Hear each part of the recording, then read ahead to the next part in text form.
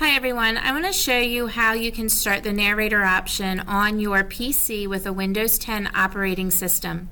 First, you'll start here at the Windows flag, click on this, go up to the settings button and click on that. Here you need to tap the ease of access button where it says narrator, and as it opens up you'll have this screen with controls where you can change different accessibility options, but we're looking at the narrator. You will tap on this toggle button to turn your narrator on. Settings window, on, narrator, toggle switch.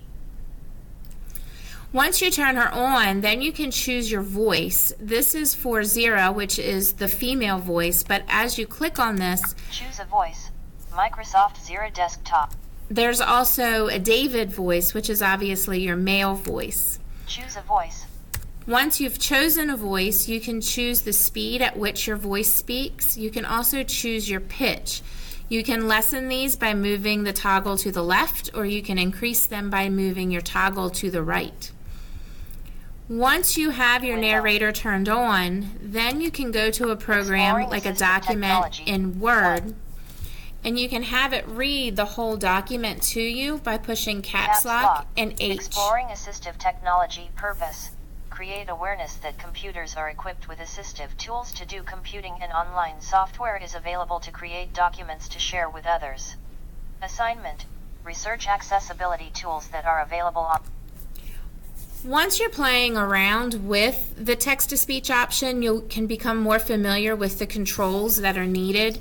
There's a little box down here at the bottom. If you click on that, settings window. Tap 3 times with. You'll have your settings window that'll pop up, and you can click on the commands box, and you can scroll through and look at all of the different commands that go along with the narrator settings, like the caps lock H button to read the entire document, or you can see here you just tap the control button and it will cause the narrator to stop reading. I hope this is helpful, and I hope everyone enjoys using the text-to-speech option within your computer.